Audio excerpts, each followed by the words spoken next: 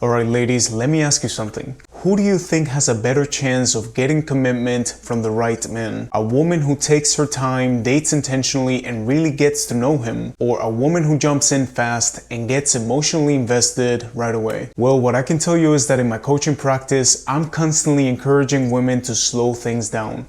Why? Because so many of you are just still getting physical right away, over texting, oversharing your whole past on the first few dates, trying to prove your worth by giving everything upfront, all in the hope that the guy is going to see your potential and finally choose you. But here's the truth. In love and dating, urgency rarely leads to commitment.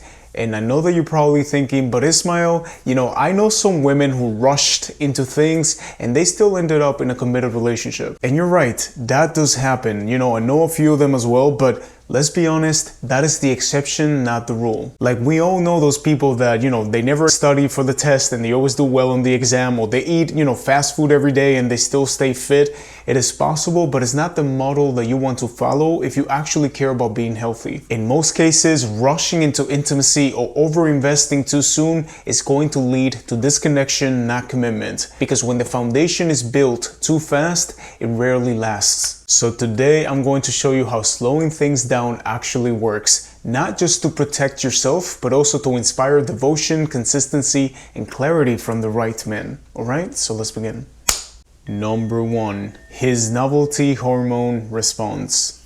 When a man first meets you, especially if there's strong attraction, his response is not just about you as a person, it's also a chemical reaction to novelty. This is like an instant chemical cocktail for men, okay? His dopamine spikes, his testosterone increases, and he feels excitement because the connection is new, unpredictable, and full of possibility. But here's the catch. If you move too fast, if you immediately give him all your time, attention, and physical intimacy, you satisfy that novelty spike before he has a chance to deepen into something more meaningful. It's like eating an entire box of chocolates in one sitting. For a moment, it feels incredible, but afterwards, he might feel overstimulated and maybe even regretful. And slowing down doesn't always have to mean that you're playing games or manipulating his interest. It all comes down to creating space for clarity. It's going to give his brain, time to distinguish between short-term desire and genuine compatibility. Again, when the payoff is not instant, he's going to stay curious. He's going to be wondering about you. He's going to be imagining,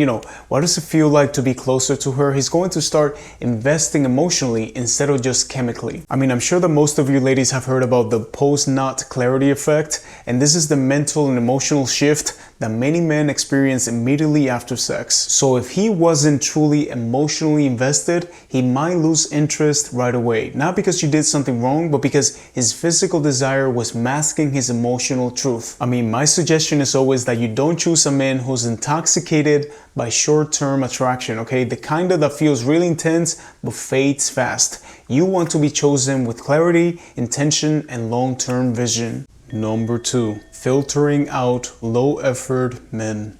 One word that I see a lot of you misunderstand in dating and relationships is consistency. And yes, consistency matters, but the type of consistency matters even more. Think about it. A man can text you every day, He can call you every night, but never make plans that move the relationship forward. He can give you a lot of compliments and still avoid showing up in any meaningful way. So again, he's being consistent, but with low effort. And this is what I want you to understand. Consistency without depth, intention, or progress is just repetition, not commitment. So how do you tell the difference? Well, one thing that you can do is to slow things down, When you set a steady, intentional pace, when you don't rush to escalate the connection, you force him to reveal whether he's truly invested or just seeking instant gratification. Men who are only in it for quick validation or easy intimacy, they're not going to stick around, If the payoff is not instant, they're going to call you too hard to get, they're going to get frustrated, and they're going to move on to someone who moves faster. But guess what? They're going to waste her time instead. And I deal with this every month with my clients. When somebody comes to me and they tell me, hey, Ismael, I'm dating this guy, but he doesn't seem sure about us. What should I do? And the first thing that we do is to raise her standards and align her with what she really wants. And guess what happens? The wrong guy always walks away within a few days. And that's exactly what you want. Even though it sucks in the moment, you want to let the guys who are wasting your time, who are only in it for convenience to reveal themselves early. And by the way, this is something that I suggest you apply to every single area of your life, okay? I've had to do it in my own life with certain friends, in my relationships, and even in my coaching business. Whenever I see low effort clients, the ones who want to find love in 2 weeks or fix the relationship in one call, I already know the truth. They're not ready, okay? And when they say to me, well, Ismael, I heard this other coach who can help me faster, I'm like, great, go and work with them. Because this is what I've learned, okay? Anyone who enters your life with a low effort, shortcut mentality is going to be the worst kind of partner, the worst kind of friend, and yes, the worst kind of client. And I avoid that energy around me at all costs. And I suggest that you do the same. And final, number 3, it gives them time to see you as unique.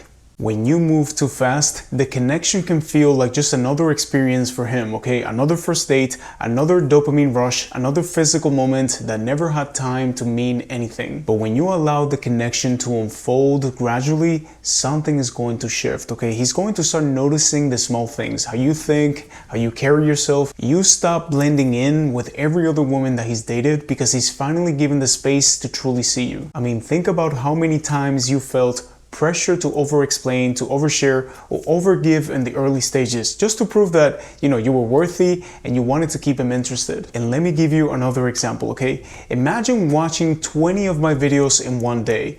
By the end of it, you will probably remember 5% of what I said. But what if instead you only watched 3 of my videos every single day and maybe even rewatched one that really hit you? That experience will be completely different. My content and what I said will really stick with you. And that's exactly how you want to show up in dating. Be memorable, okay? Not just another woman that he liked and forgot. Alright ladies, so in conclusion, here's how I want you to look at all of this, okay?